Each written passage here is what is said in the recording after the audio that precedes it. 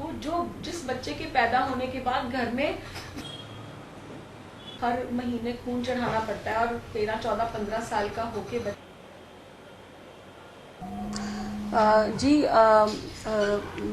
हम लोग यहाँ गुरु नानक हॉस्पिटल करनाल में स्टेम सेल नामक एक बहुत ही रेवोल्यूशनरी थेरेपी का स्टार्ट करने जा रहे हैं। और ये जो स्टेम सेल थेरेपी है ये हम स्टेम जेल थेरेप्यूटिक्स के नाम से जो प्रभु मिश्रा जी ने ये स्टेम सेल थेरेपी का पूरे हिंदुस्तान में इलाज का जो एक अभियान कह लीजिए या लोगों के प्रति जागरूकता शुरू की है, उसके अंडर हम ये इलाज शुरू करने जा रहे हैं। और स्टेम सेल थेरेपी एक ऐसा इलाज है जो आशाहीन और लाइलाज लोगों को आशा की किरण देता है। स्टेम सेल थेरेपी के माध्यम से हम शरीर के उन अंगों का इलाज कर सकते हैं जो अंग जो अंग एक तरह से फेलियर में जा चुके हैं या जहाँ की जो सेल्स हैं वो नष्ट हो चुकी हैं। जैसे निसंतानता के रिलेशन में जिन मरीजों के बच्चेदानी की लाइनिंग्स या झिल्ली नष्ट हो चुकी है और जिन औरतों के अंडेदानी के अंदर की सेल्स नष्ट हो चुके हैं और उन्हें अंडेदान से इलाज की आवश्यकता है, या जिन पुरुषों के शुक्राणु नष्ट हो चुके हैं और उनको हम किसी डोनर सीमन बैंक से लिए हुए सीमन से जब इलाज करवाने को कहते हैं, तो उस तरह के मरीजों को स्टेम सेल थेरेपी ने आशा की एक नई किरण दी है। और गर्भाशय की झिल्ली नष्ट होने के वाले जो मरीज हैं उनमें तो सबसे हैरानी की बात यह है कि इसमें 5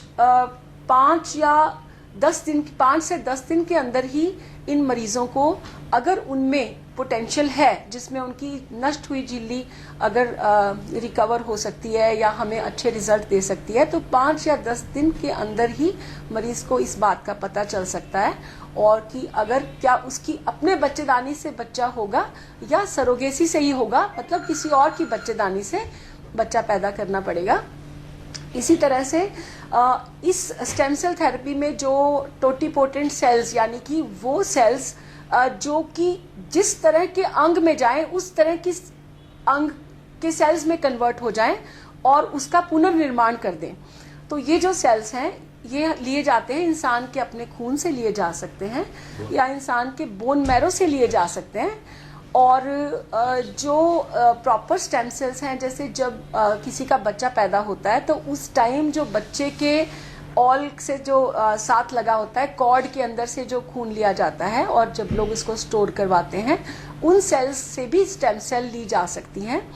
और हमारे गायनी की या इनफर्टिलिटी की फील्ड के अलावा जैसे हड्डी एवं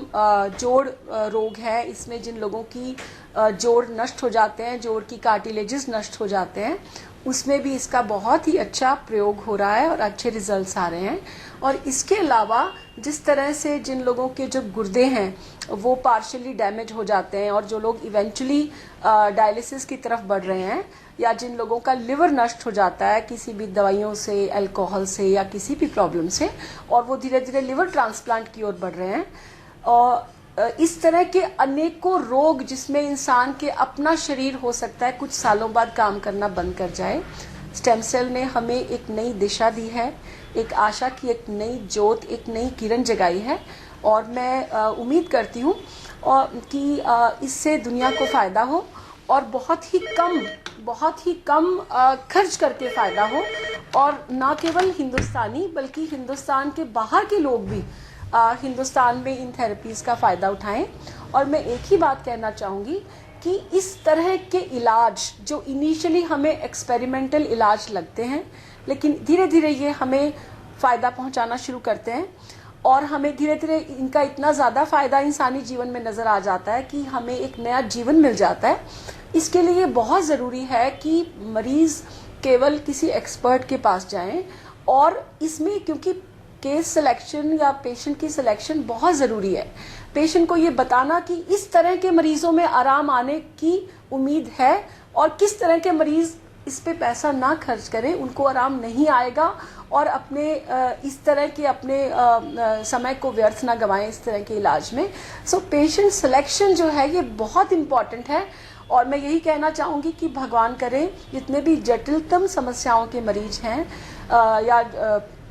जिन लोगों को स्टेम सेल थेरेपी से फायदा हो सकता है उन तक ये बात पहुंचे और वो लोग अपने जीवन में आशा की एक नई किरण का आनंद उठा सके। इतना ज्यादा डर जाते। जी नमस्कार। स्टेम सेल्स जो है मास्टर सेल्स है हमारे शरीर का, और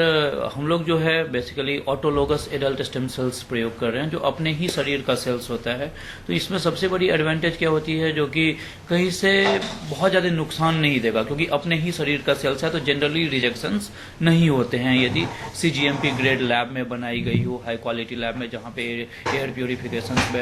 वगैरह की अत्यधिक सुविधा हो। और इसमें क्या है, जैसे हम लोग बोन मैरो या ब्लड या फैट से यूज करते हैं, और मैम ने ऑलरेडी कहा है जो कि केस सिलेक्शन जो है बहुत ही वाइटल पैरामीटर्स हैं, जो कि हर एक बीमारी में नहीं इसका उपयोग हो सकता है और हर एक डिफरेंट केस। सो जो भी केस है, क्योंकि हर एक पेशेंट का अपना एक मेटाबॉलिक एक्टिविटीज होता है, तो हर एक पेशेंट का केस सिलेक्शन बहुत ही इंपॉर्टेंट होता है। और सबसे बड़ी चीज क्या है, जो कि सेल्स की खासियत क्या है, स्पेशली इनफर्टिलिटी में, जो बहुत ही कम समय में रिजल्ट मिल जाते हैं। जैसे अदर बीमारी है, जैसे कार्टिलेज रीजनरेशन हो या लिवर फेलियर, इन सबों में 2 से 3 महीने का समय लगता है हमें रिजल्ट देखने में, क्योंकि रीजनरेशन स्लो प्रोसेस है। बट जो स्पेसिफिकली जो एंडोमेट्रियल सेल्स हैं, ये खुद में भी इनकी बहुत ही एक रीजनरेटिव कैपेसिटी होती है, तो ये बहुत ही जल्दी ग्रो करते हैं, इसीलिए 5 से 10 दिनों में ये रिजल्ट देखने को मिलती है।